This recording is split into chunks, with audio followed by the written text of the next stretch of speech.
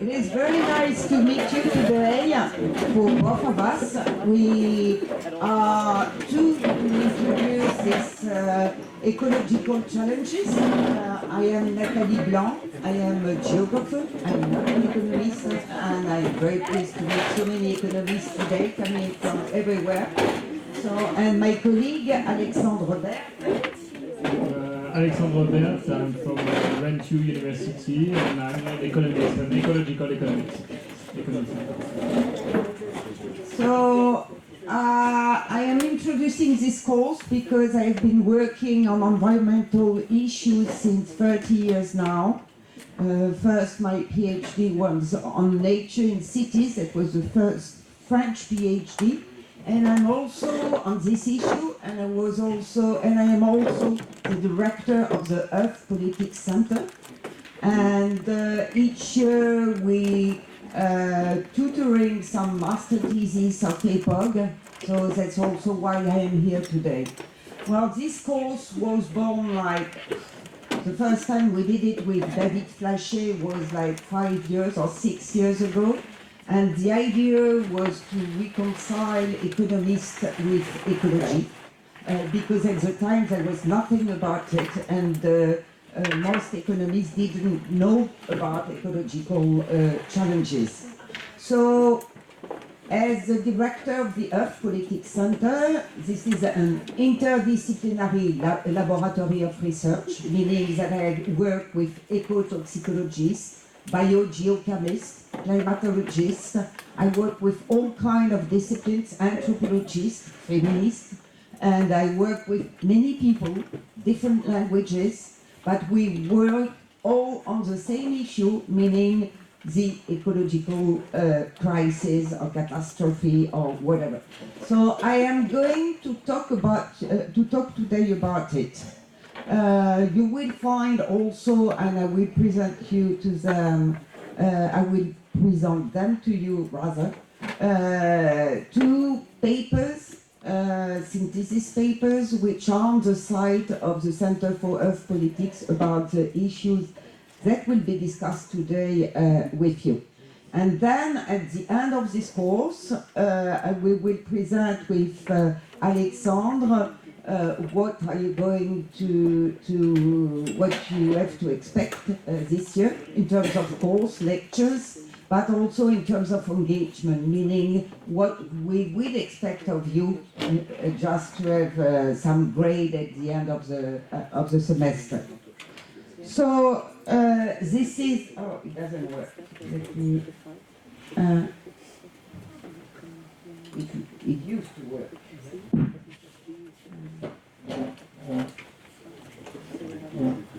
Where is my friend the connection? So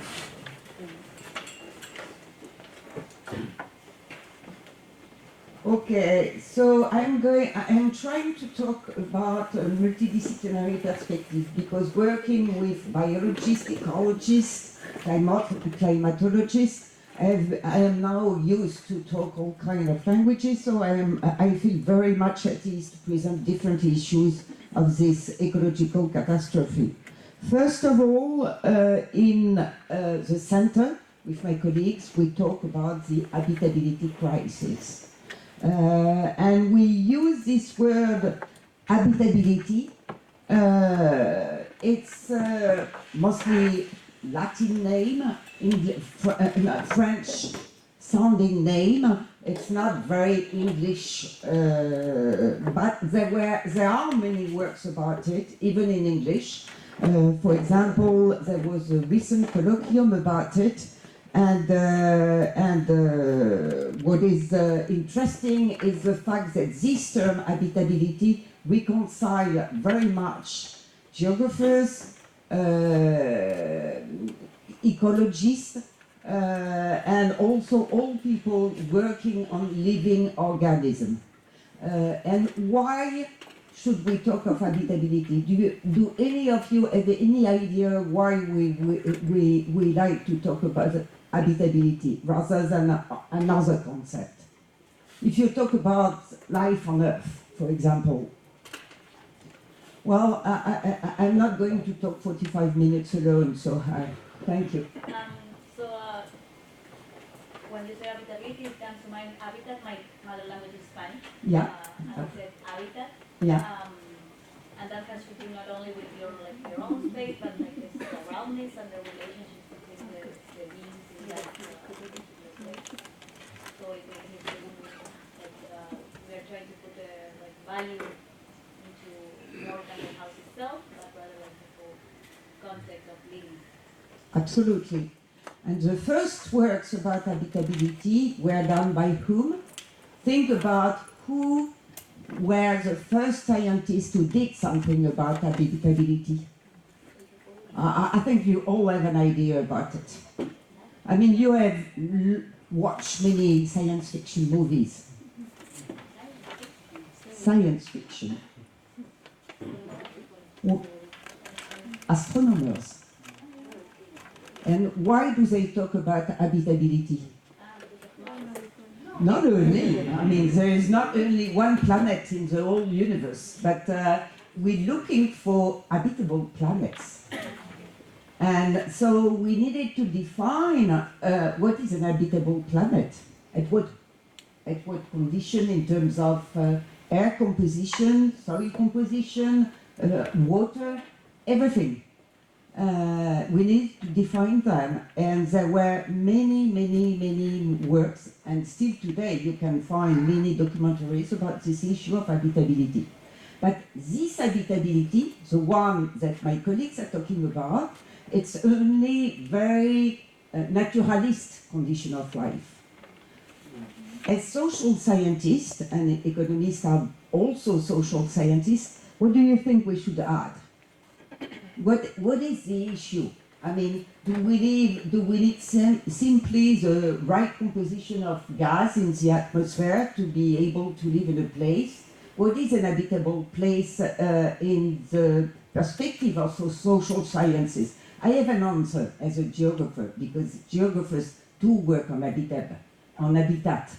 They have been working on where during the long history of the human species have been colonizing different space, and what kind of space do they have been colonizing.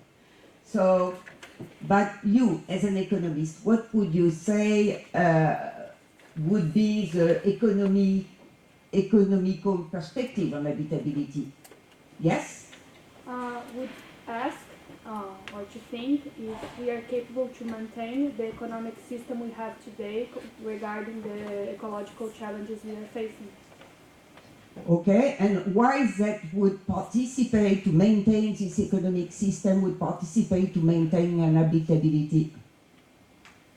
I mean, some say that it is this economic system which is destroying the habitability of Earth.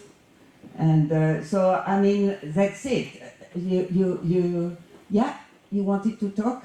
Yeah, I wanted to add that one of the main questions of economics, like, I remember, like, one of the main questions that we would ask when I was younger, it was, do we have the resources, like, to maintain ourselves? Like, this is, I think, what is basically economics. And so, with, like, in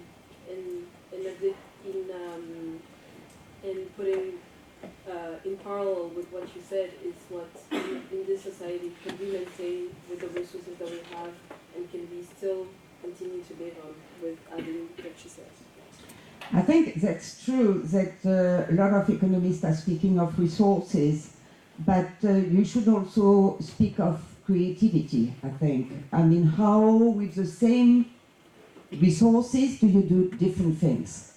And how do you partake these different resources between a certain number of people, or living beings, or future, past, and present? So it's not only about resources, not even only about conditions of life, like the right oxygen in the atmosphere. It's about the capacities that we have to invent new condition of life regarding the resource that we can have access to. So that's something very important, because I think that we should never give up about habitability being a dimension of creativity. Because some people have been living at the North Pole. I mean, this requires a lot of creativity. Yes? No, but also in the more symbolic dimension, in the sense that how it is an element that not only how we live life, how is a system that reproduces all the life that one could live, even if you have the resources or the social or context, you are not in a place Yeah. I'm not sure I fully understood what you wanted to say. I'm sorry. It's like, well, these are definitions, and we try to grasp, there are the works of Sterling and other work, and we define habitability in between the capacity of individual communities, institutions to create livable environments through collective and public action. So I think it's very important that if you work, for example, like I do with climatologists or with different people from different disciplines, that you never forget that the way we exploit resources is something that we have to decide through collective and public institution and action. So regarding this issue, we have published these 2 papers. You can find them, they're open to whatever. If you want to upload them, they're both in French and in English, and we're going to present them with my colleagues the new one, which is the pinker one, because we have decided to become pink. and trying to see how we can approach these issues at many levels. For example, my colleagues, one of my colleagues who is an ecotoxicologist who has fought very much against the Loi du Plomb. I don't know if many of you have heard about the Loi du Plomb. It was a fight this summer about toxicology issues because they wanted to reintroduce some pesticide, and this colleague of mine fought against it. So this is part of the habitability issue, obviously. So we will present these papers that we have written together. So I told you to introduce myself that I've been working on this issue since 30 years now, and I think after these 30 years of reflection and looking at the stage of catastrophe we're in today, meaning the exploitation of resource, I think that one of the issues, the main issue for me, it's philosophical, but it's more than philosophical, is that we have learned, especially living in city, to ignore the importance of biophysical materiality. We think that we're autonomous somehow. I mean, we don't need any. I'm going to give you an example to make it very striking. During the COVID crisis in France, there is the mayor of a powerful city in the suburbs of Paris. I won't say his name, it doesn't matter so much. But he published in the journal Le Monde, which is a national newspaper, very well read, that to avoid this kind of disease in cities, we should expel each part of nature which was in city, because the proximity of nature, for example, water, ponds, green spaces, brought animals towards us, near us, and that was what was the cause of the expansion of COVID virus. And if you think that the mayor of a big city in France thinks that is the only one, I think if you look at the American political class nowadays, I'm not sure that he is the only one who thinks that we can just live without any nature around it. So that's why nowadays I am very keen on working on microorganism, because they make the translation between inside and outside. So this is, for me, especially because I have been working on Naturicity, ignoring the importance of biophysical materiality is a big part of the cause I find to explain why we are at this stage of a catastrophe. The second cause you know better, because economists have been working on it, so I won't explain about it.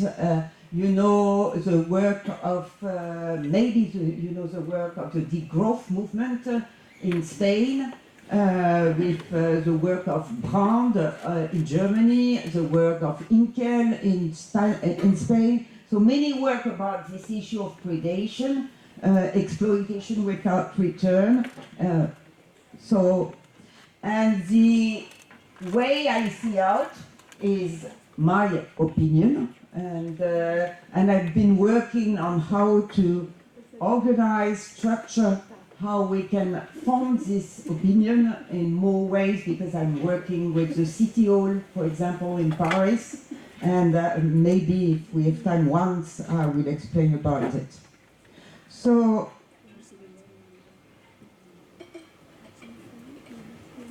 I'm going back a bit about history. I will go fast because if you tell me you don't know anything, I will not go fast. But if you tell me you know everything, I will go very fast. So, the explosion of human activity, I think most of you have been studying this issue, historical issue. I recommend that you go. I can give you some short or longer list of books about it on the short history between the 20th and 21st century, or you can go back. The book I am reading right now is of Peter Franken about the long history of the Earth and the role of human beings in the transformation of this Earth. So there are many books about this issue. Certain books, like I was reading another book the other day. I can't remember. I read. There are certain books which are more politicized or polarized than others. Certain are very natural sciences.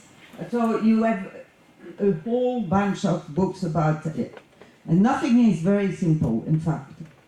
And this is also to show you the pressure of land use, because I think this is one of the main issues that has been caused by this acceleration.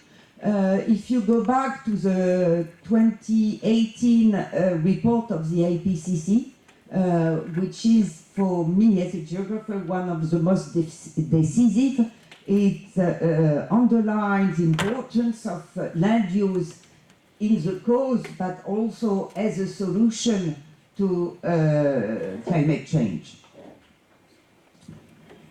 I was with my colleague Christophe Bonneuil yesterday. I'm not going to go back in history too much to say that many people were aware of this environmental conundrum we are in since at least, if you read, for example, Alexandre von Humboldt in Cosmos, which is a book which was written, I think, around 1840 or 1870, I can't remember exactly. But this guy, he did the many travels, especially in Latin America. He went from north to south, I think. And he was one of the first to describe the different areas of the earth in terms of land, of the place that different vegetation occupies on the land. You know, biogeographical zone, we call them. So, and in his book, if you read it, it's a very interesting book, because he was aware already at the time that deforestation would cause many serious problems in terms of erosion and in terms of climate change. So it's not new, but let's say that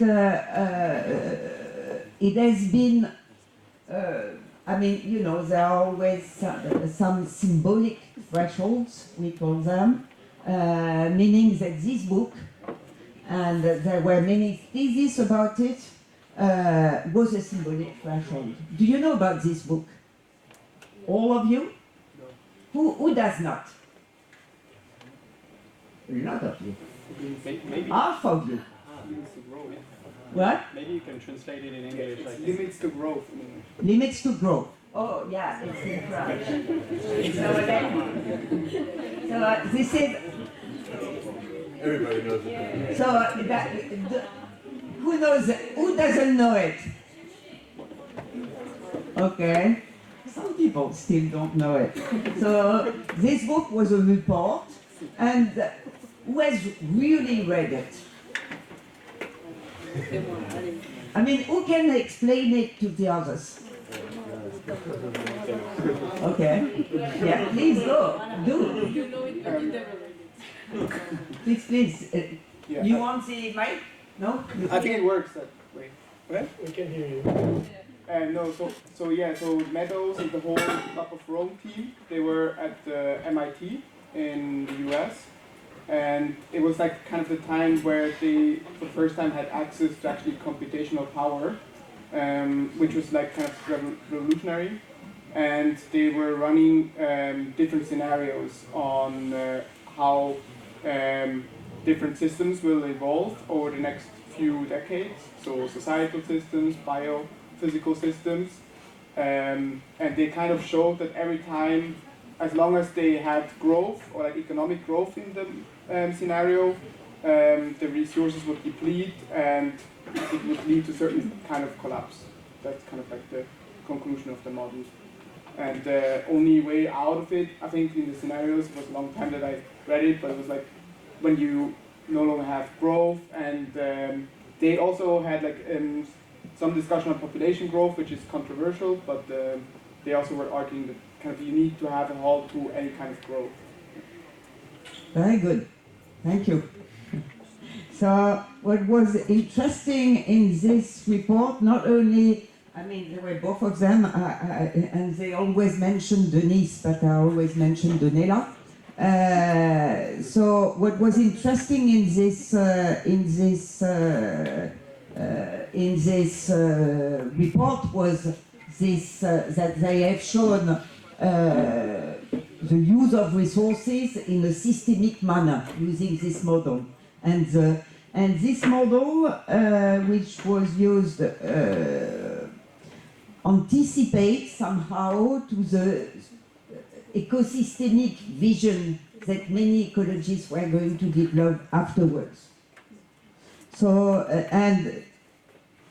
so I think as economists you could look at it, even read it, because if you think nowadays of the degrowth movement, the degrowth movement is very much inspired by this book, which was, as I told you, a symbolic threshold in the calculation, but also in the visibilization of this systemic problem, which is not only a sectorial problem, but a systemic problem.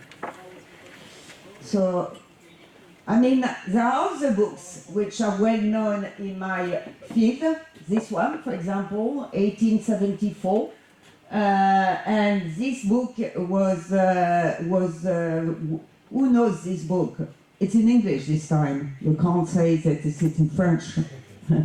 So, and Men and Nature, and already at this time, this guy thought that the Earth was transformed by human action. So that's not new. I mean, when I hear people say that's just a century, it's not true. Why we think it is true is perhaps a question, but it is not true, and many, many thinkers have thought about this Earth transformed by human action since a very long time.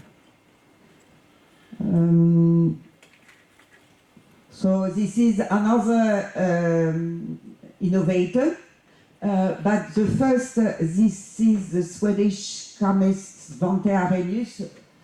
He is often cited, but the first to show the carbon effect, the hothouse effect, was a woman, Eunice Foote, in 1856. but she was not allowed to attend a conference because she was a woman. But it's well recognized now that she was the first to show it.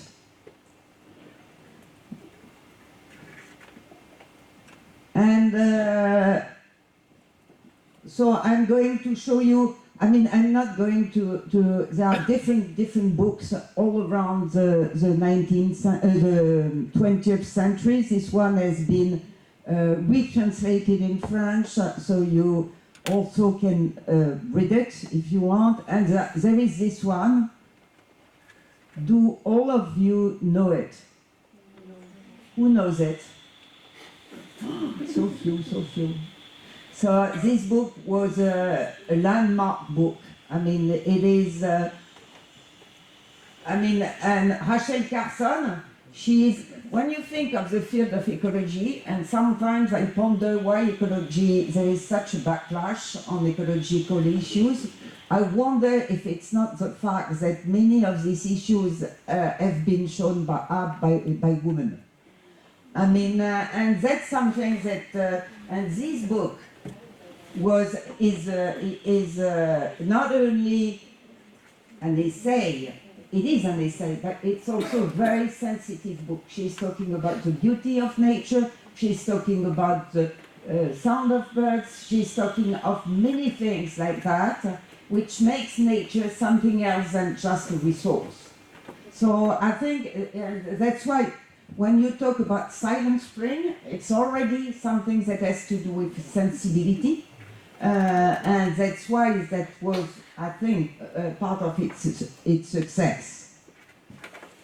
So this issue has been growing, especially in the United States, but if you look at environmental history, for example, you have many cultural traditions. You can look at the country where you're from and see what kind of cultural tradition there is, because there was obviously some French writers about these issues. I think about Ramus, I think about many writers, and they were known but more locally. But Rachel Carson was known instantly and internationally. So it's a French guy, il est à Jussieu. So there was the this is Crutzen. Do you know Crutzen? Yeah, you would. So he doesn't have a so good face on this picture. I shouldn't put this picture, I agree. He is a cavist. So he's the one in this paper, Geology of Mankind, was talked the first of Anthropocene. This word, Anthropocene, which has been discussed now for 20 years, I guess, or more. He was the one to pinpoint it. And he was the one because he intervened in a geological congress. I mean, you have to think that, and it has been dismissed, this term, last year, because the geologists say, well, you know, mankind is a feather on the history of the earth. We can't count that as a geological age. I was with geologists, so and because Holocene, which is the climate period we are in, 12,000 years, it's not even, you know, a millisecond in the history of Earth. So they can't say a geological age is a millisecond. I mean, and that's very interesting if you think of time, that everything which is our story is just a millisecond in the long history of time, and that's something we have to act upon.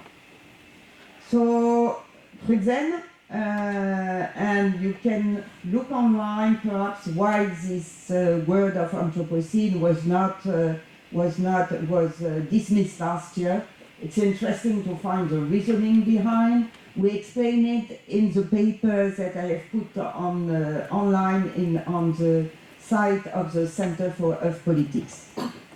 So this is a very well-known also report. Do you know it? I'm just trying to know how much you don't know. Well, that's, you know, we're going to try to catch up, some of it, not all of it. So, ecosystem and human well-being, part of it was written by Amartya Sen. You know Amartya Sen? Okay, so I have to find the right names with economy in it.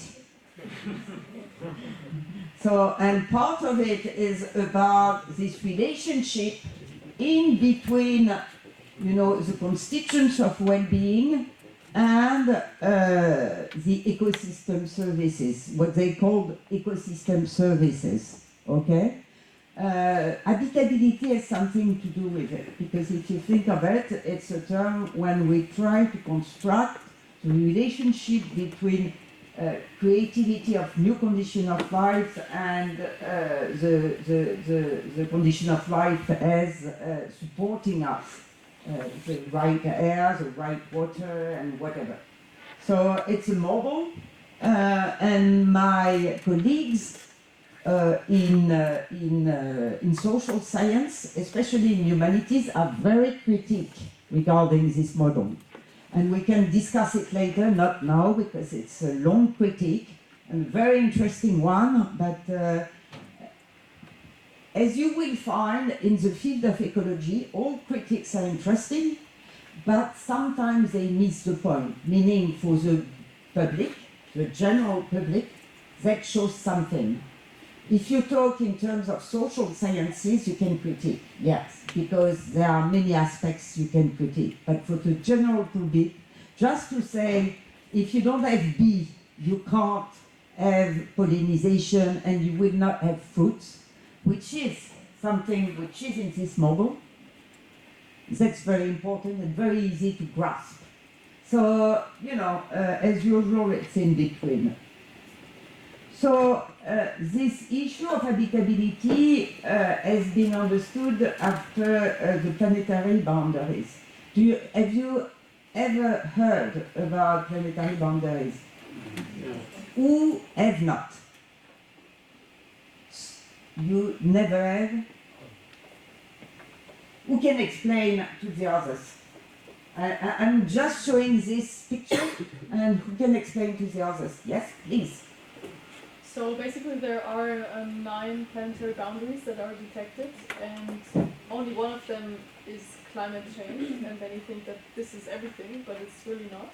There are also others like ocean acidification or land use. I think I can't really read it from here, but and we can see that, I think it was just in the news last week that we surpassed the 7th of the 9 planetary boundaries. Yeah. And which is? Ocean acidification. Yeah. And yeah, so you can see like if the chart is green in the middle and not red on the outside, then we are still in the boundary, but if it goes out, then it's surpassed. So I'm going to show you this picture. So the interest of planetary boundaries was, why do you think it was so interesting to have this figure? Do any of you have an hypothesis? It's very easy to find. I'm going to put pressure on you. Yes? Yes?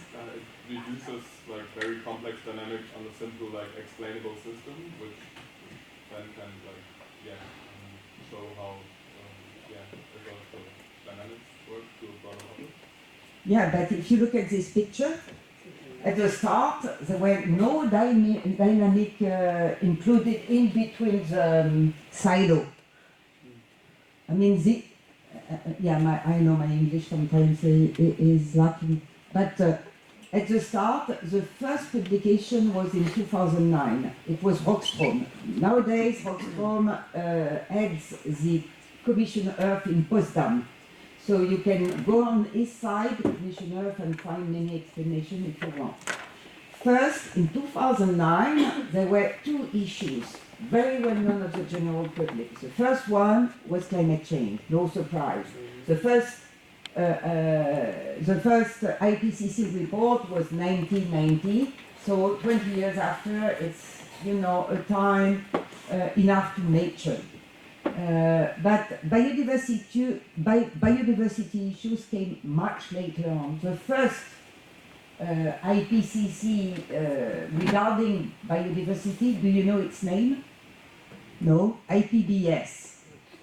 International Platform for Biodiversity and Ecosystem Services. So there are two big organizations which are dealing with different issues. The first one, 1990, the second one, 2010.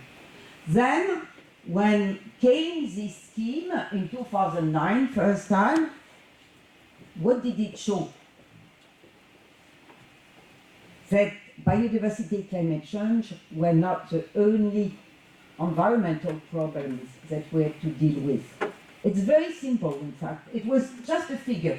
And at the time, you didn't calculate any relationship between the different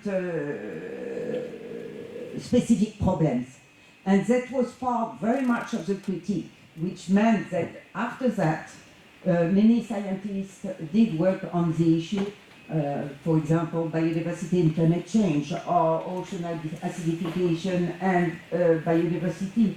So that was the start, but at the start there was no dynamic involved. It was just a striking figure of the fact that in many sectors we were overbearing and overpassing many limits. And so 2023, 6 boundaries crossed, and 2025, the 7th has been crossed or acknowledged. Yesterday it was ocean acidification. So it's a very symbolic figure. Okay, this is way of, you can look at the different papers. Once again, I'm not going to discuss it in details. If any of you want to try to go in depth in this, you can try to understand how they calculate the planetary boundaries, what does it mean in terms for climate change, for example, of atmospheric CO2 in the atmosphere, and what are the thresholds and also the variable control, or the control variable, well, whatever, control variable, yes. And which is the base, for example, this is the pre-industrial Holocene base value, so they have to calculate what is the limit, how we're going to destabilize the climate, and what does it mean. So you can find that online, everywhere, not everywhere in the good papers, and I can give you some references. So let me tell you, I am part of an international research project, which is how to make land planetary boundaries, how to territorialize planetary boundaries, how to make them into politics. And that's a very big stake. So this is, you can find this very good paper of Frank Bierman, and these are the challenges and criticism of planetary boundaries. So in favor, always say the good points. So that's what I told you. Strong integrative impact on the global change research community, because before, climate scientists were working in one office, and the biodiversity scientists were working far away, and they were looking at each other like, biodiversity is flowers, so, it's not worth anything. Climate is a big tempest, so it's much better. And it's something like that. And now there are plenty since, I would say, 10 years, or 15 years maybe, there are global sciences.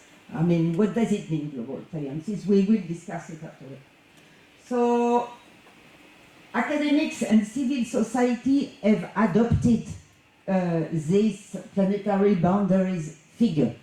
They don't always know what does it mean, but it has this symbolic value, and you should wonder why is it so symbolically important? Why this figure has marked the mind? So, and this is about the potential implication of the use of that on the dominant economic growth paradigm, because we can't grow because we're going to overpass the planetary boundaries. So, I mean, this has many benefits. On the other side, one thing that it has not taken into account, what is it? I mean, yeah, well, it's written, so I'm not going to ask it here. It's too easy. So, complexity of modeling, you know, it's very difficult. In fact, the earth sciences or global sciences do not know how to model so many parameters. It's a very difficult task. The limitations that we have to localize these planetary boundaries, to make them land. What does it mean? I don't know if I will have time, but for example, we have tried to expand on these planetary boundaries at the scale of France, in between regions. And what does it mean? For example, you take Brittany, which is very far away, where he lives, 1 hour by train. They do raise numerous pigs, a lot of pigs. And pigs bring nitrate. Nitrogen, non, on ne plus le terme anglais. Ouais. Nitrogen, l'azote. Okay. Okay. And so, and they do, at the local scale, overpass the limitary boundaries of this component, very much. But in the same time, if you ask them, they say they feed Europe with their pigs. So at what scale should you estimate that Brittany has a right to overpass the limitary boundaries, the boundaries? So it's a question of regional scale model. North-south inequalities, because this scheme, these figures that you have seen, is like one planet, which is absolutely not true. And it forgets about inequalities of exploitation, it forgets about everything. Not only mitigation issues, but also adaptation issues. It forgets about everything, it's just a figure. For me, it's a fantasy of rational top-down government of the planet Earth. It's like we're in a plane and we have like this wheel and we're going to drive. For me, it's like somewhat masculine. Well, I mean, look at this image. I'm not, that's true if you look at it. I mean, this looks like what? I mean, it's not innocent. I mean, no image is very innocent, I think. So this is, and also, if we focus on top-down control, we forget about the weight of technological infrastructure and the unequal weight of different stakeholders in this, in overpassing these Earth boundaries. Okay, so this, I think, I won't go much into that. There are many papers how we can downscale planetary boundaries and systems of allocation. You can look, once again, if you want to go in depth, try to think about it. I'll give you the reference, but I don't think I have time now, Dave. And this was what was done in France.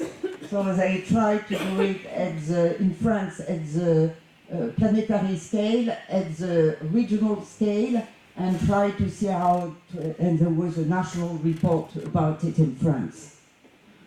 Okay, this you know. Who doesn't know? Okay.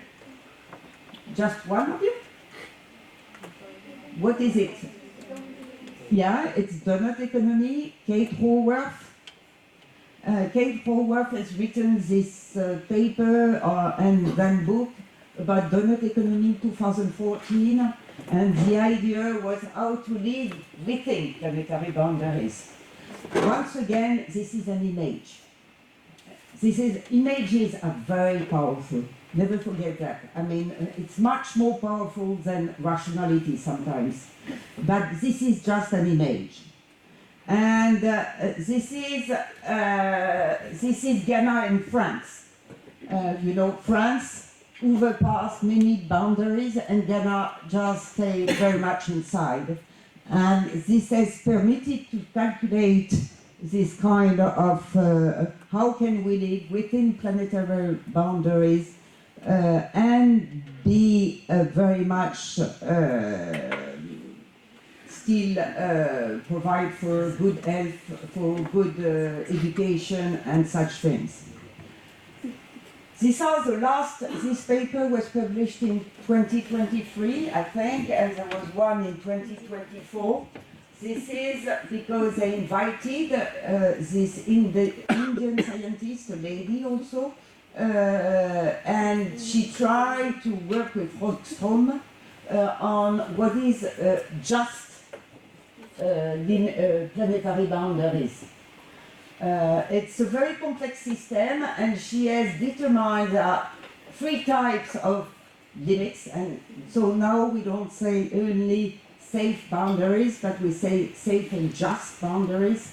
And she has introduced the idea that we have to obey to intergenerational justice, interspecies justice, and intragenerational justice.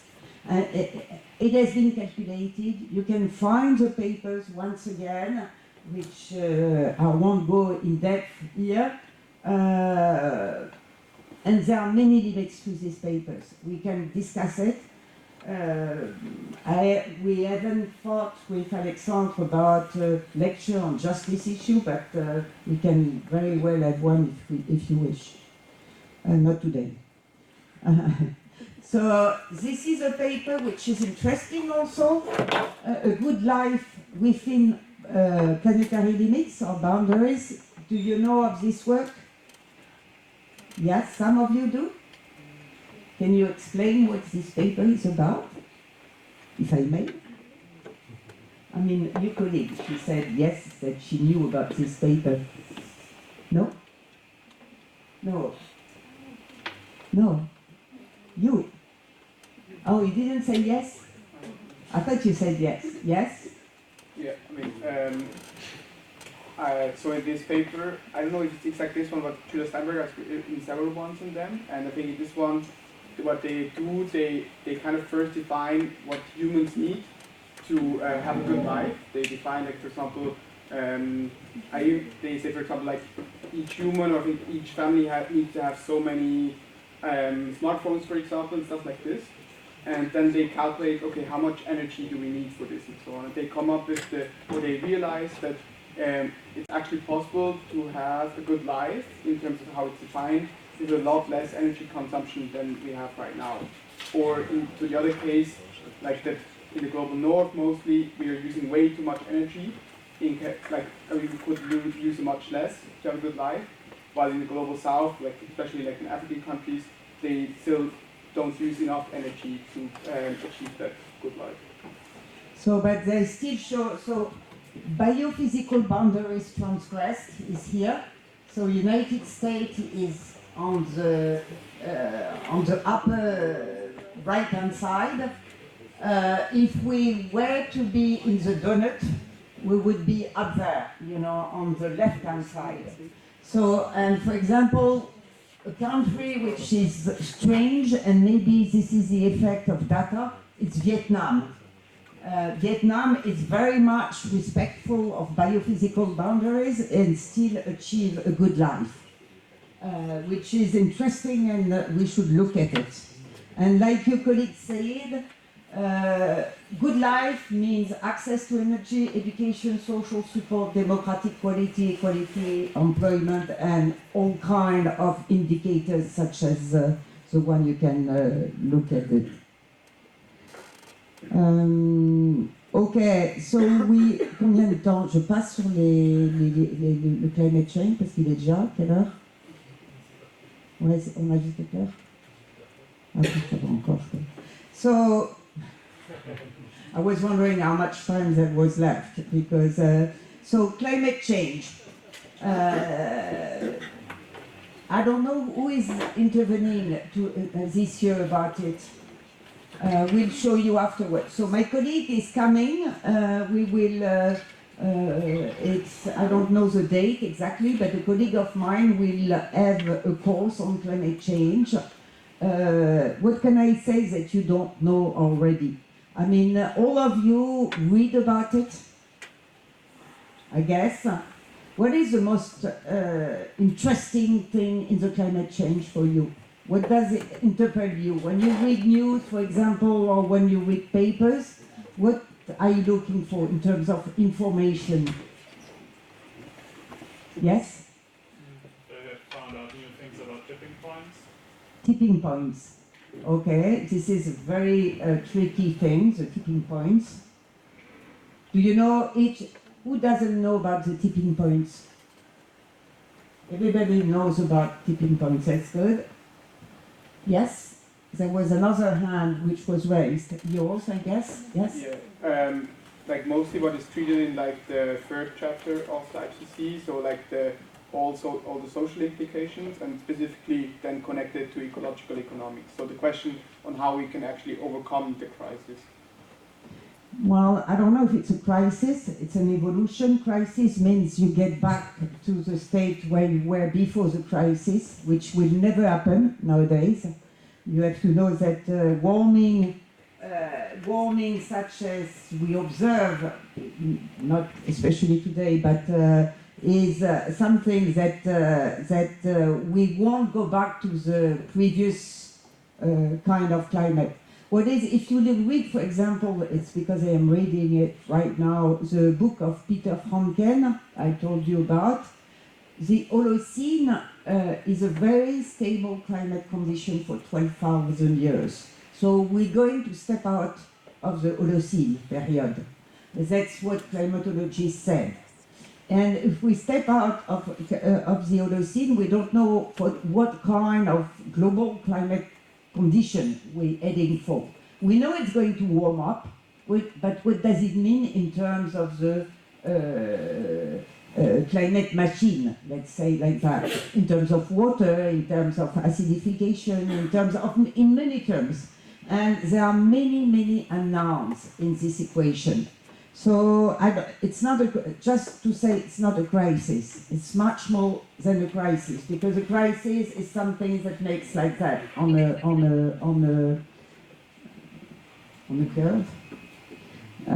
So climate change, you know that warming is unprecedented, and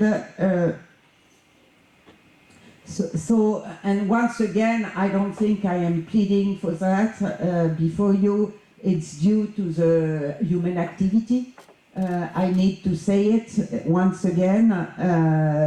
And the temperature would not have changed if not for for human activity. So the COP, what about the COP21 in Paris? Do you know about it? What do you think it did achieve? Perhaps nothing, if you think. But what do you think the COPs are there for? Yes? I think the COP21 should not underestimate its effect. I mean, especially the role of small island states, because like when they entered the COP, they mostly talked about the 2-degree target, which was kind of in discussion in Copenhagen before. And then the small island states were really able to form a coalition. And I think the 1.5-degree threshold will be passed. I mean, that's like now physically kind of certain, Yeah. but I think it's always where we need to measure any kind of action, that's where we also need to measure political failure towards, because they promised us, it's international law, and they didn't hold that promise in the end. So I think like all the rage and political action should be calibrated towards this goal in the end. I very much agree with you. I think that even if we can be disappointed after each COP because nothing seems to be achieved, it's still a platform for many countries which have no access to a public debate. Otherwise, it's also a way to lobby is not the word, but just to plead for taking into account that all the countries are not the same regarding this climate emission or this gas emission, and they're not the same also regarding adaptation. So they can't pay the same amount of money regarding what its treatment. Yes? I think a very important feature about the 21 Paris COP is that it kind of transformed binding reduction targets from the Kyoto Protocol into non-binding reduction targets, which are, however, much more ambitious, to be sure, but still, like, the entire mechanism that was introduced at the Kyoto COP was kind of made looser. However, it is still legally binding in a legal sense, but just as a global collective and not country-wise. Yeah, well, it brought on the table the NDC. Is that what you're talking about? Nationally determined country contribution, and that's what is discussed right now about the Belém COP. And right now, only 47 countries have brought on the table the NDC numbers, what they want to achieve in the years to come. So I would say that COP are disappointing, but that's the only global table where we can still discuss this issue, even though they're not the perfect fit to treat this global issue. Okay. So I'm not going to give. I think that your colleague, my colleague, who works on climate change, will give you the more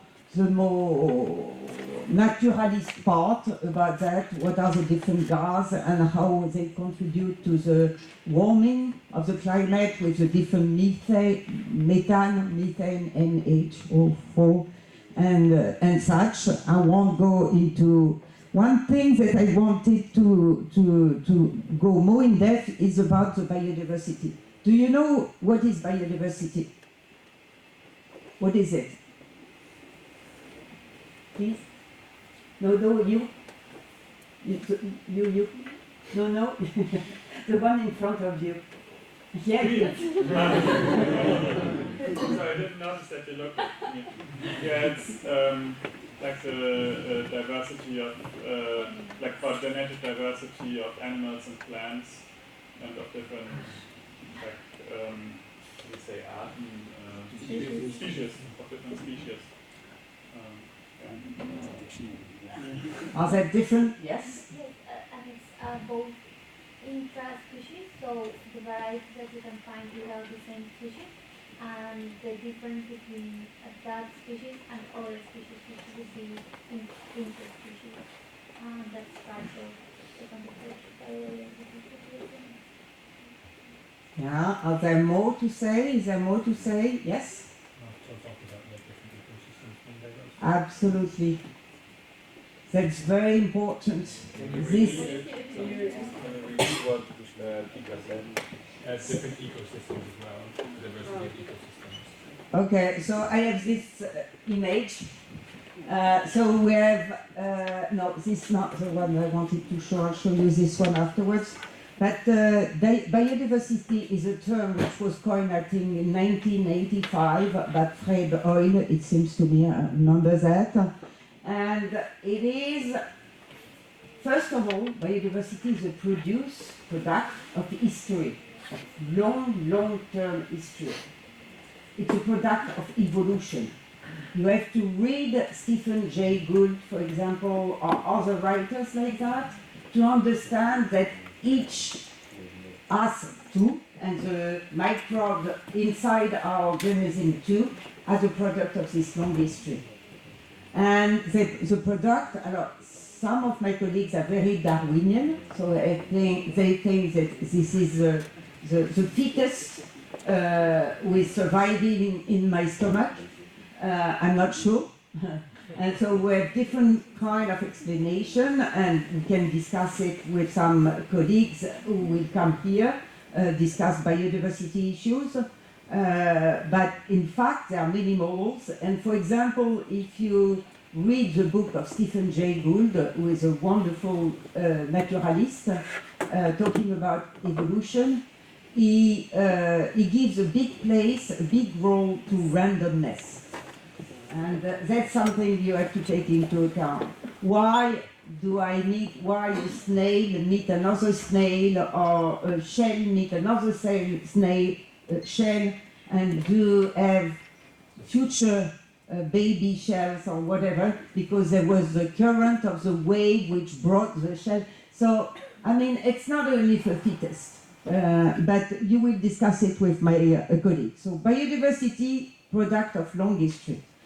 And biodiversity must be thought as the organization of living beings, meaning life. Organization, which is understood nowadays by our colleagues of ecology, is at 3 levels. The first one is a genetic, okay? So you find it here. So you have the different snails, and they have different colors, like you are blonde and I am, I was going to say brune, but not anymore, so blank, white, whatever. This is, well, whatever is our genetic background, which is part of our history. If you seek, you can also look at your family. When you have a cancer, for example, they ask you, is there someone in your family who had cancer? Meaning that you have a genetic background. So, genetic, first organization, levels of organization. Biodiversity of species, second level of organization. How do species cohabit, which one, and there are millions of species. For example, I work on arthropods. Arthropods are insects, mostly the ones who have their exoskeleton outside, insects, well, whatever. And the last level of organization is ecosystem biodiversity. So these are the 3 levels that are being investigated. And the difficult thing is to try to modelize how one level is interacting on another level. How it is a system. If we destroy, for example, a whole habitat, how it is going to play a role on the species, but also on the genetic resources. So this is biodiversity. Biodiversity is also another thing. It is a functionings, many functionings. In fact, for example, the bee and the flower, this is part of the functioning of biodiversity. So you never think, I mean, most people do think of biodiversity, this is a tree, or this is a snail. Your biodiversity is above all functionings. And that's why when you think of the Rockström figure, the one about planetary boundaries, where there is just this part of the cake which is devoted to biodiversity, it's like saying that biodiversity is just one part of the cake. It is the whole cake, in fact. And ocean acidification will kill all shells, because they won't be able to fabricate the shells anymore. So biodiversity is part of this intricate web of living. You can't understand it only at one level. And the last thing is about what I told you. the long history. And so if you think about biodiversity issues, you have to think about these three ways of looking at it. I find that very important because right now human beings, as I told you, have a way of looking at nature which is very poor, meaning they see a tree, this is nature. What they don't see, they don't take into account. For example, they don't see that some gas is going out of the greenness of the leaves or things like that. Do you know why leaves are green and not black? Do you know, for example, how do green things feed off? Yeah. And so if you think about it, you would say, well, they should be black because that's how they would absorb the most light. So why are not they black? I don't think you can find a solution like that, but it's a very important solution. Because they take into account the variation of light in time. So it is a calculus of having the most,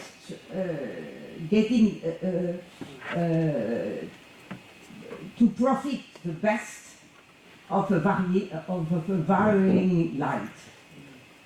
And for example, you can find the books of my colleague who is biologist as l'École Nationale Supérieure, National Superior School in France. He calls that to be robust. For example, he says that human organization aim for performance, while living things do aim for robustness. And to be robust is to be robust in time. Not to be black, but to be green, because being green you can last.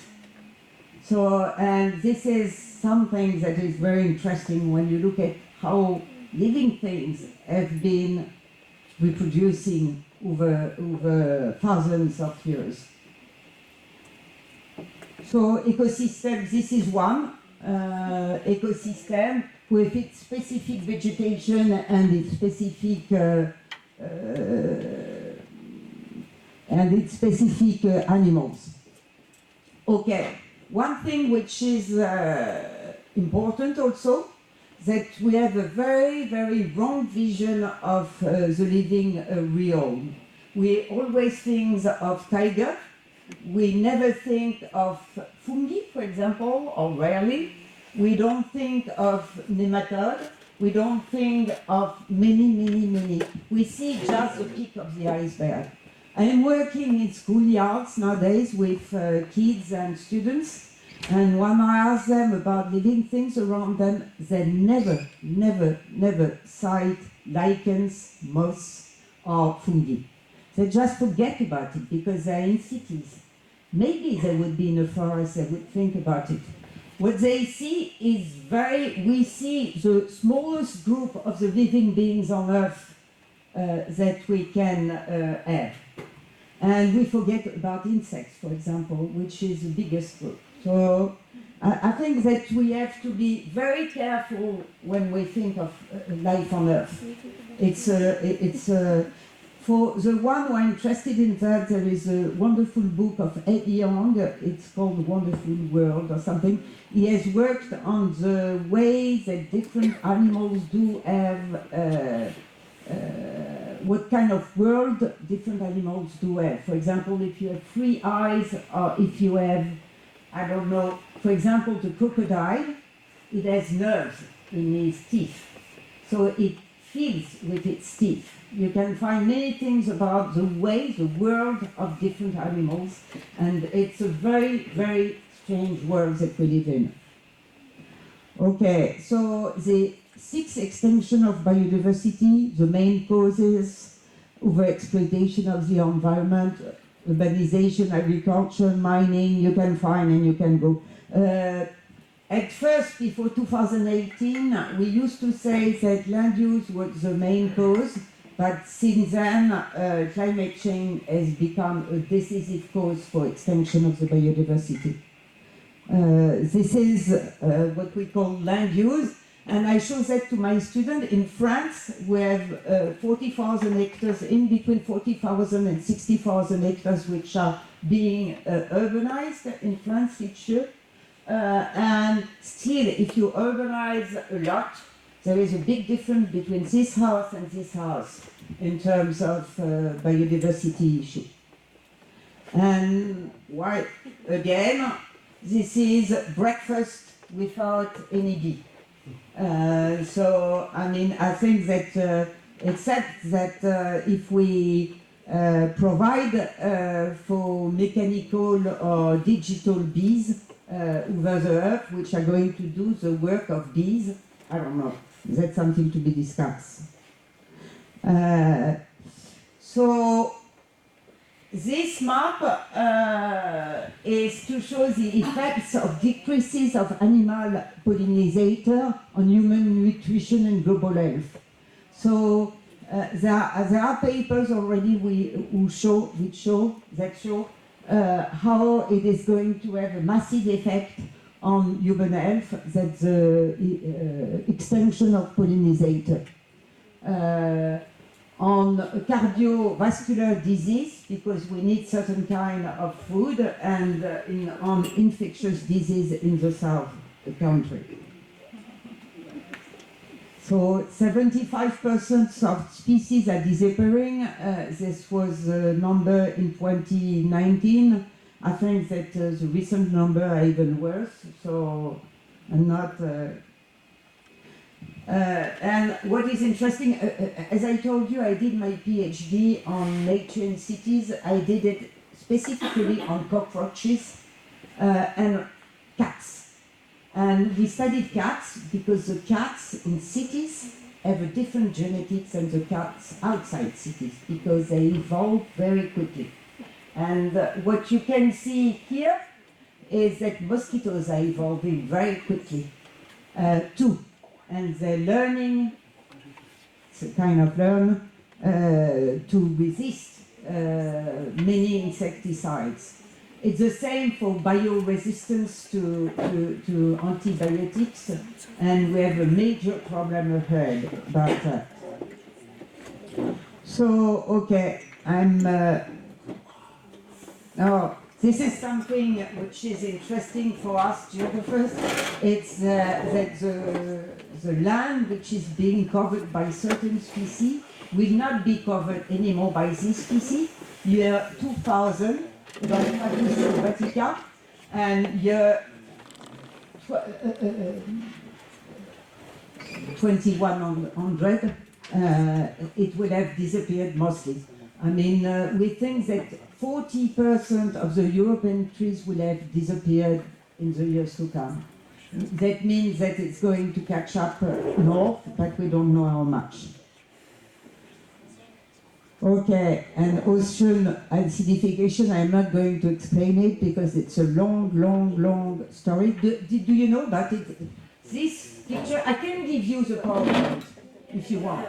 So you will look if you want, because there are many things to be explained, and you can look online for more explanation.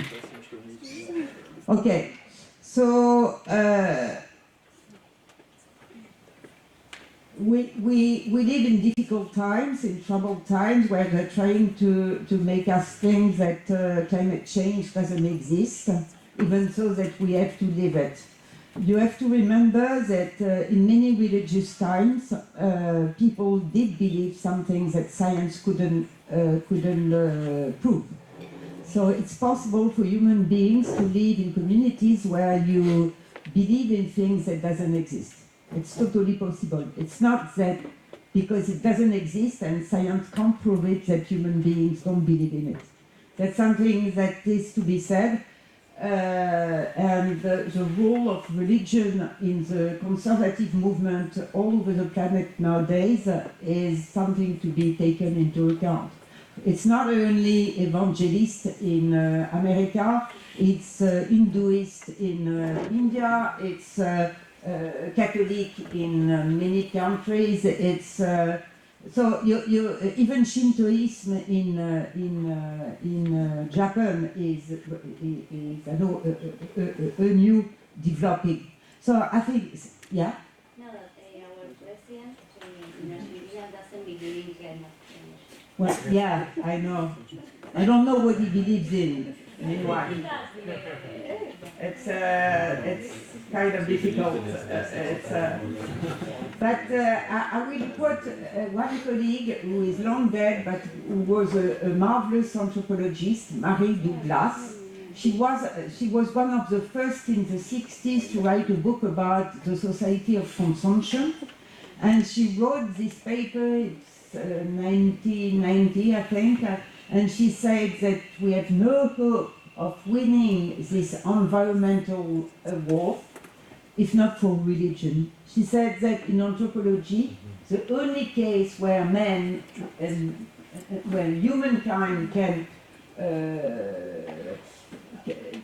s'empêcher de can prevent himself from destroying or using or consuming something is a sacred cow, and it's because of religious creed. So it's something that is very important, and I have been thinking about it since a long time. Do religion have to have a role in this to modify behaviors in the long run? And I really don't have the answer. I know that Michael Walzer, who is a wonderful sociologist, has written a paper recently about it, saying that he saw everywhere this renewal of religion, and that he thought it had a role in terms of war making. But I was wondering about environmental issues. So this is not, obviously I'm going very fast on this because these are things you know about.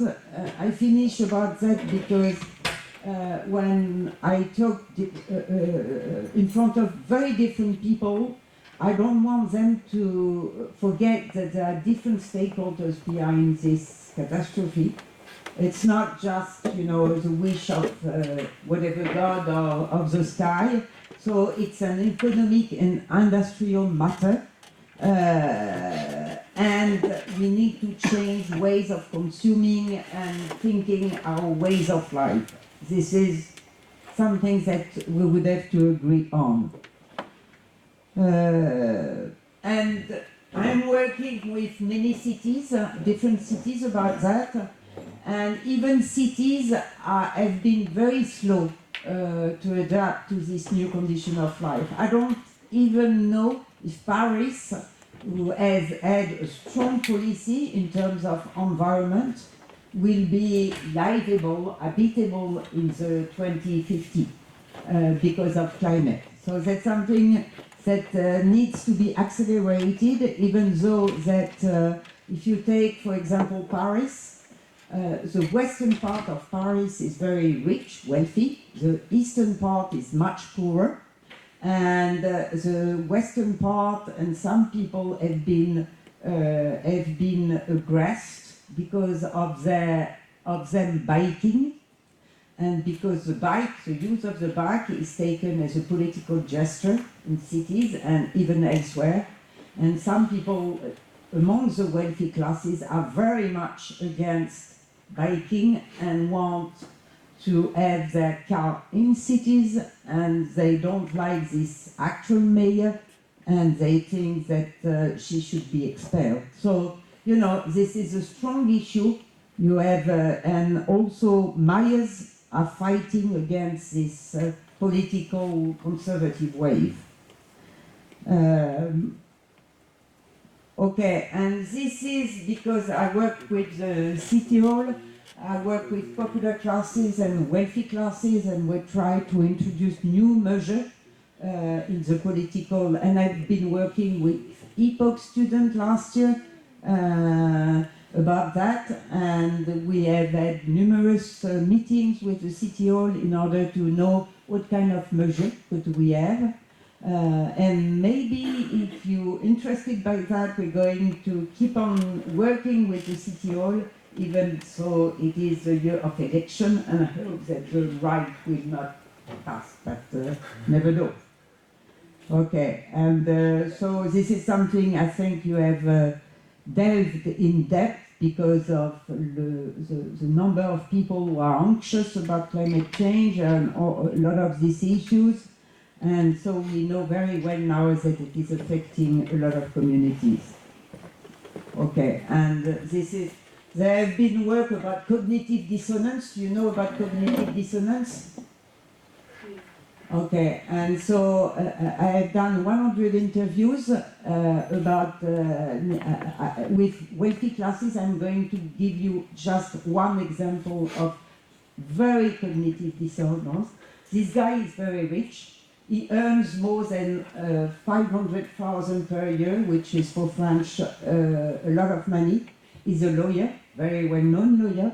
He has 4 cars, Ferrari, Porsche. He lives in Paris. His cabinet of lawyer, his office, is very near the American embassy. So he earns a lot of money, he has 3 houses, he has plenty of things, he runs his 4 cars. He comes from a very poor family, and he was born in migration. That's something not to be forgotten. And he was the one that the NGO contacted to plead against the state of France for climate action. So l'affaire du siècle, it was him. And so the NGOs, we interviewed this guy, and he told us that the NGO told him not to take his Ferrari to go to the trial because it wouldn't be well seen. And that shows that this guy is very aware of many things. He's very smart, very well educated, and everything. He has 4 cars. He has no intention of letting them living this car. He has just bought for this trial an electric car. He says that's the first time. He was very pleased with himself. You can call that cognitive dissonance. You can call that many things. But when you do interviews with wealthy classes, this is something we find again and again. And I think if you look at around you, you will find many examples like that. Okay, so Alexandre is going to explain the nice program we have this year. Okay, so thank you, Nathalie, for this brilliant lecture. I'm happy that you give it because it's always you the responsible of depression for students. When you give each first lecture all the time, everyone thinks so. So thank you, and then for this for the whole lecture in the semester, you will have some introductory lectures on various aspects of ecological issues. Nathalie gave a general introduction to it, but after you will have lectures on all the kind of issues like that, 2 hours lectures. So we will begin with a lecture on metabolism issues, a way of trying to build some systemic analysis of flow and stocks, evolution of flow, stocks of energy and matter. And after you will have some lectures on various planetary boundaries, on biodiversity, on climate, on also something that you don't speak about a lot, but about the question of matter, on the fact that we have issues in terms of resources, in terms of matter, on material, on energy. And after we will have 2 lectures that are more already in social sciences. One lecture on insurance and the place of insurance in the context of climate change and the place that insurance can take on it with Pierre-François, who is a sociologist in Sciences Po Paris. And we will have also one lecture about the interaction between ecological issues and social issues, especially in health. And it will be given by Nathalie Blanc, who is a colleague, epidemiologist colleague from Rennes and from University of California. And there is this kind of backlash on ecological issues, and you can think of it with the team of Tariq. You have a 30 people team in University of California 1 year ago, and now with Trump administration there are only 5 still in the team. So it will give you some introductory specific aspects on ecological challenges, but of course you have probably 20 books to read with the lecture of Nathalie. So that's for the parts in ecological sciences and some introductory aspects of social sciences. And after, you will have 6 lectures more specific on ecological economics. So I will lead this part of the course, and you will have 2 presentations. I will give you 2 or 3 presentations, I don't know, because we still have to decide for 2 ones. So we will be most of the time in ecological economics, so I don't know, some from you are from Vienna in the Master 1. Who is from Vienna? Okay, so somewhere with a lot of ecological economics lecture on well-known colleagues in this kind of practices, but we will try first in the first lecture to give you some epistemological basis on the difference between environmental and ecological economics, and we will try to see what are the various ways to include environmental issues in economic thinking. So that will be the first lecture. It's 3 hours lectures, and it's on Monday afternoon, I think, beginning in November.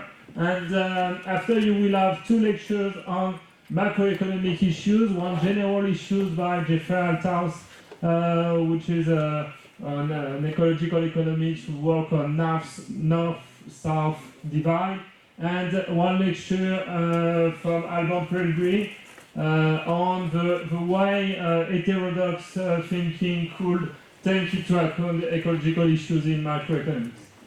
And after, I will give a lecture on my own research specialty, which is the inequality environment nexus from, because geography, of course, sociology, etc., have a lot to say about that, but from an economic point of view, what can we say about inequality environment nexus and the interaction between social and environmental issues. And probably we will have 2 other lectures, and you see that next week we have some issues for one lecture on the other side, but perhaps I will give 3 or 4, it depends. I have to think about it and to decide on. So that's a lot of lectures on the topic, but 6 specific on economic way of thinking environmental issues, and 8 one on interdisciplinary ways of viewing it. Yeah. Do you have any question on that? No? Okay. And you want to present the evaluation method, or we do it to you? Okay. And for this year, we will change the way we evaluate this course. We want to work with you on prospective scenario, on scenarios on ecological issues. Of course, it's hard to do prospective when you see the wall of problems, or you don't know if you will say, you don't say crisis, but of tremendous modifications. So it's hard to think prospective, but we still have to try to think about what could be the world in 50 years, for instance. So we propose that you do that and try to build a prospective scenario on something that is important for you. So what we propose is that you form groups of 4 or 5 students, that you choose a specific topic and also a specific scale of study. It could be a national, a local one, it could be an international one if you want. And also you find a sufficiently narrow one to try to build transition or bifurcation scenarios that you want. Of course, in this course, we will not give you a clear methodology for that, but you have methodology in other courses, so it could be based on macroeconomic modeling, it could be based on artistic thinking, it could be based on other sociological or geographical methodologies. But of course, you have to find a coherent methodology and to explain it. It's not just I want to think it will be like that in 20 years. Okay, it's try to identify a way, but not. It could be not a masculine way. So if you do macroeconomic modeling is probably a masculine way of trying to do it. So it could be also an artistic one or other stuff.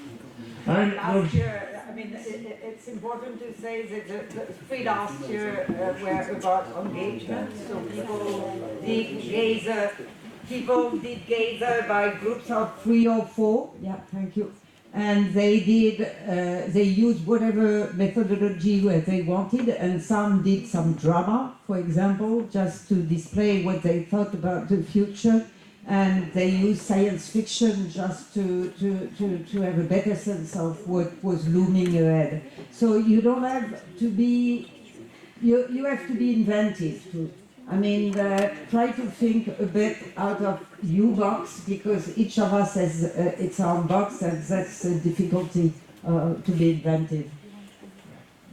Thank you. And then you will have, by the end of January, to present the scenario in a real event format. So it could be a lot of various formats, and more specific to give some 3 minutes video to present the project you have, but it's not the only stuff you will provide, and also a chart and appendix to explain the scientific sources, to explain the discussion on how you are different from other studies about the same kind of topic, and also to explain how you participate, who participate, etc.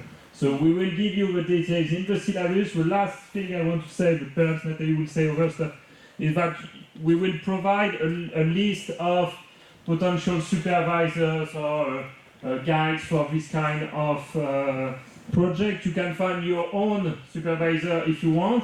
It could be a supervisor from the academic fields, okay? But also it could be a supervisor that give you some experience about a place, about a city, about it could be someone with a more operational kind of expertise. And I have forgotten to put a slide. So each year we do a specific formation for those who speak French, I must say. Last year there were 4 of you who came with us. It's what we call the school territory, or territory school, whatever. We bring them with the other master class, who is composed of biologists, ecologists and geographers, in some place. Last year we went in Brittany, and you colleagues, economists, discussed with the geographers and biologists to envision what would be the future of an alternative place which has been created by artists. It is a big farm in permaculture in Kermini, and so they did respond to a command, to a command of this artistic group in order for them to understand how they could try to found an economic model in Brittany while being alternative. So this was last year, and the year before we went in other place. Each year some economists do come. This year it will be in the Alps, dans le parc des Écrins.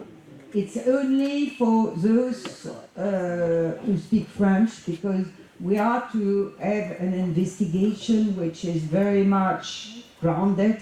So we have to meet people, we have to meet managers of, and the problem is the following. Because David is in vacation, so I forgot. It's his fault. I can tell you, it's his fault, it's not mine, and I forgot. Let me find the word. Écrevisse, comment on dit? Écrevisse. Ah, It's not really shrimp, but it's No, it's not shrimp. Sea- So in these mountains, there were created in the 19th or 18th century channels, and in these channels there were these big shrimps that were part of the game, okay? And this system of channels is dying, and the economy around it too. So they want to understand what should be done in ecological and also in economical terms to revive the ecological economy of the not shrimp, crayfish, the big l'écrevisse. The crayfish, sweetwater crayfish, not the saltwater one, but perhaps only sweetwater. There is a red one and a grey one.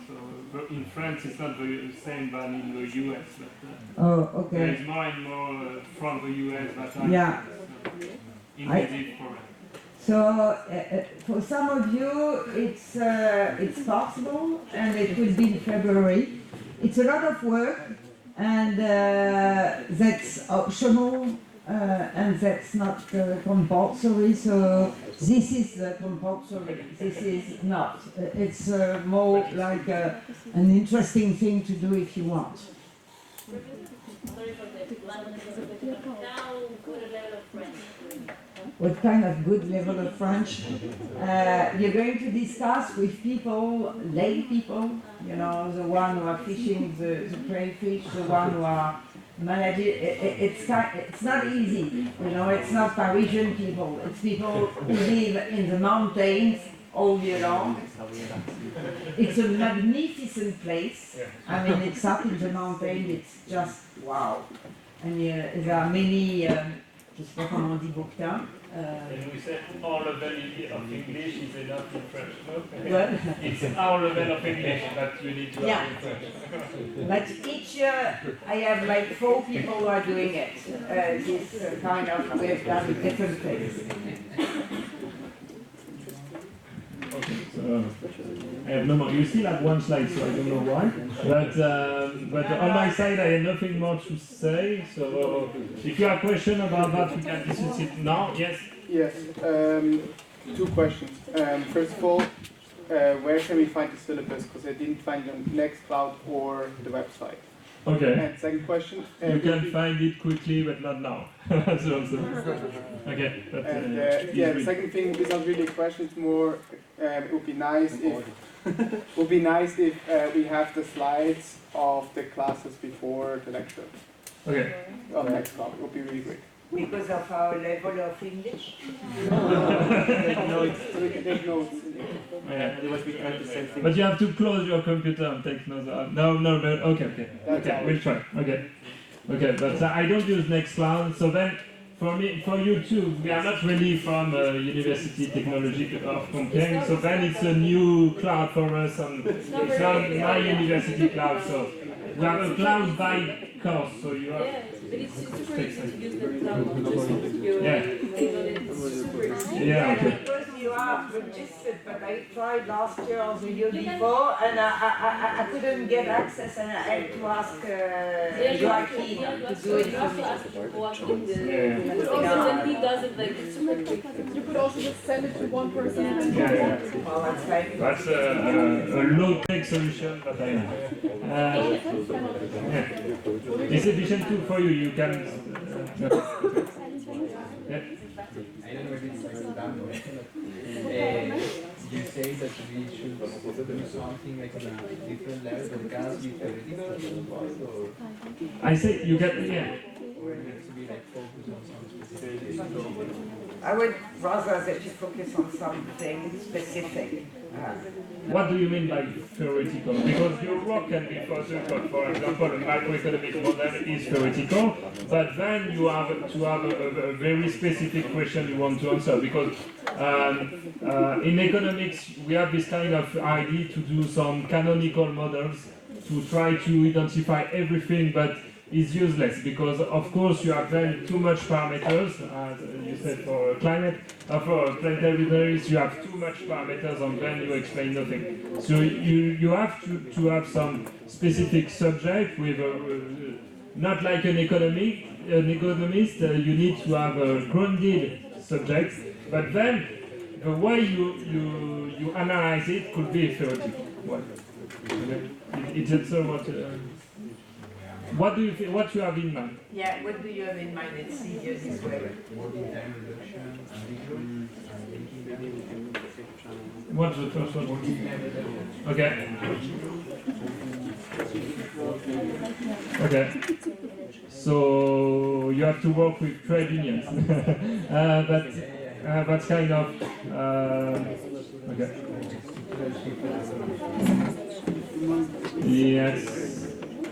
Yes, then, but try to find a way to ground it on real stuff. So I think if it's at the scale of a country, for instance, it could be meaningful, but you then need to. But I don't want too much narrow what you can do, because I think creativity comes from this kind of. It comes from constraints sometimes, but also for the first lecture, I think it's better to say, okay, try to think something, and then send us what you've done, and we will react to this. It's better because there is only something like 10 groups, so then we can manage to go. Okay? Encore 2 minutes de patience.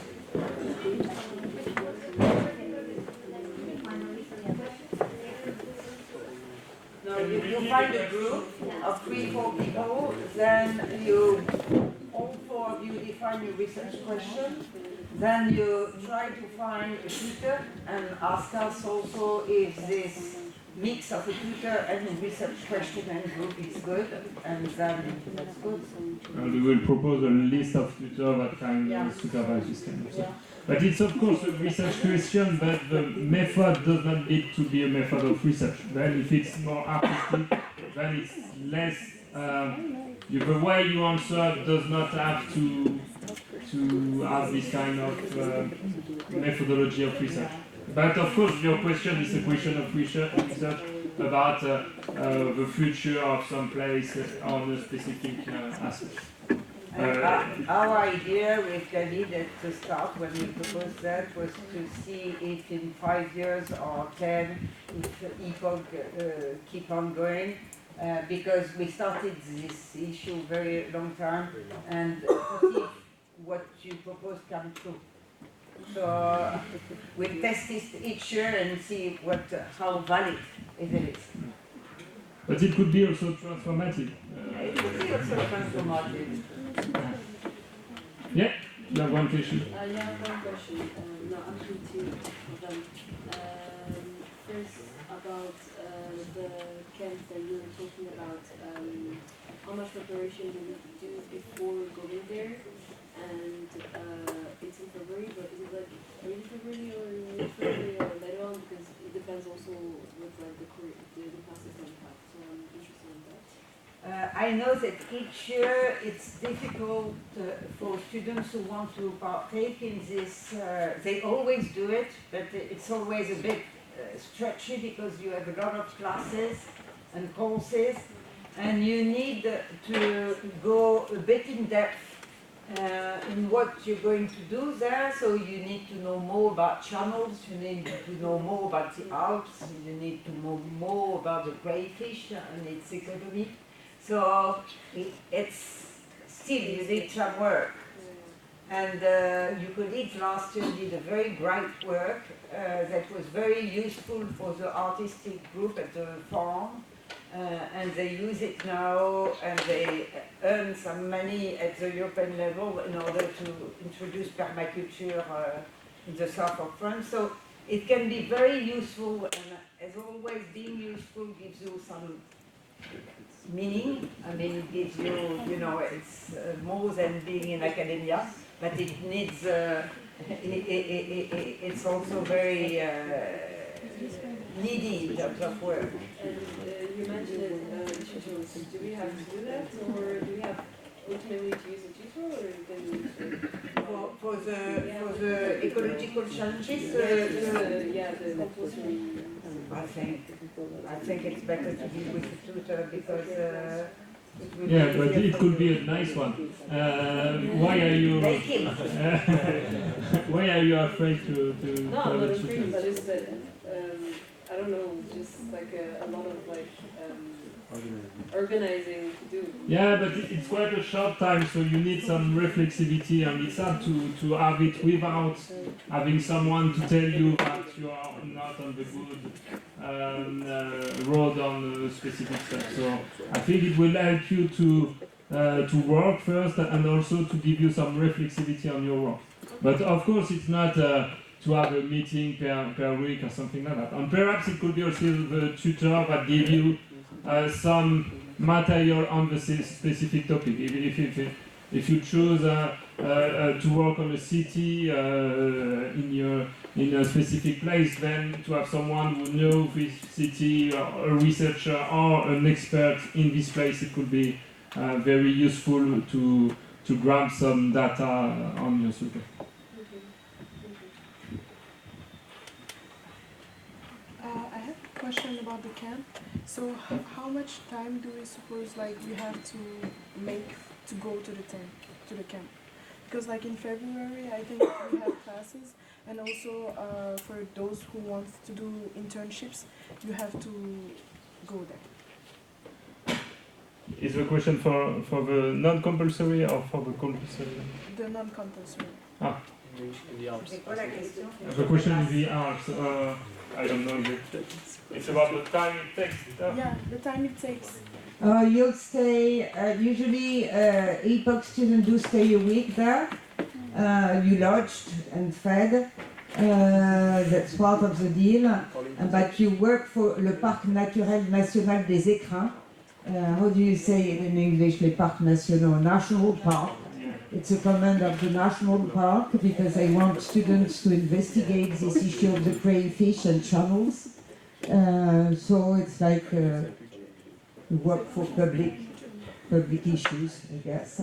And but it's up in the mountain. It means it can be cold. Every year, there are students who are ready to endure, and there are students who find it a bit harsh afterwards. So I prefer to warn you. It's usually a bit cold, depending on the place where we're in. Winter time in the Alps, it can be I don't know. It can be snowy also, but it's just so beautiful. I mean, it's very beautiful. So it's 1 week there, and the work is done during the 1 week, or Yeah. do they have some other work? Yeah. Usually, I mean, the geographers and the biologists, they do report. This year they will work about the ecology of the crayfish, and is it going to adapt to the climate change, and how the geography of channels has to change or not.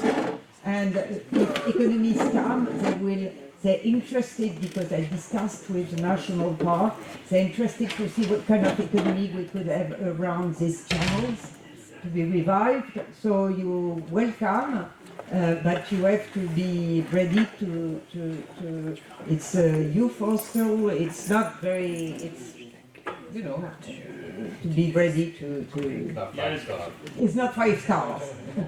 And the food is 5 stars, because it has to make it. Yes?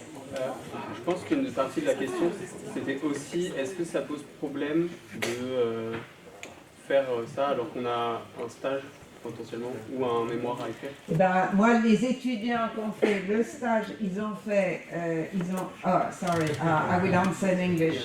So, the students last year, they did this in Brittany, this non-compulsory thing, school territory.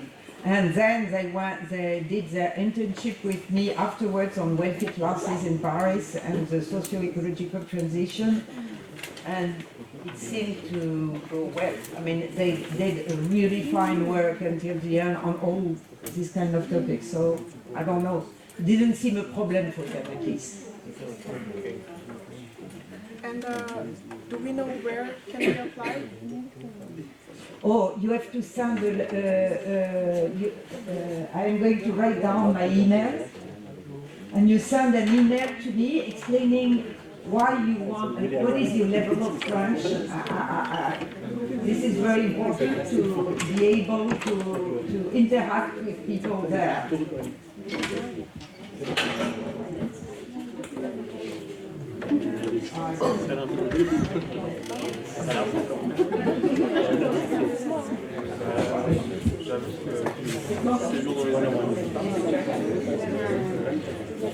So my email is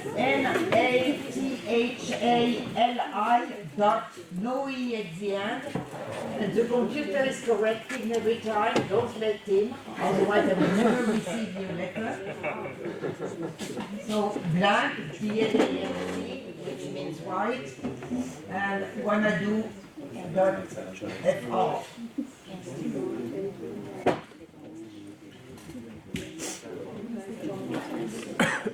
Well, it's like the same address that I have since 40 years, so it doesn't exist anymore.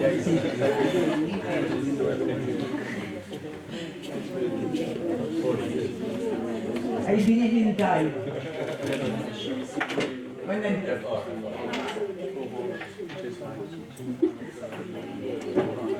Do you have other questions, or are you ready to be dismissed? No, not dismissed. Not dismissed. Oh, Joachim. Not dismissed. I came back for. You came back for what? We have just 2 or 3 very brief things, but you can conclude the session. Okay. So, do you have other things that need to be said, or no? That's fine. So, you have our emails. If you have specific questions, don't hesitate. We'll be happy to respond. So, thank you very much. Thank you.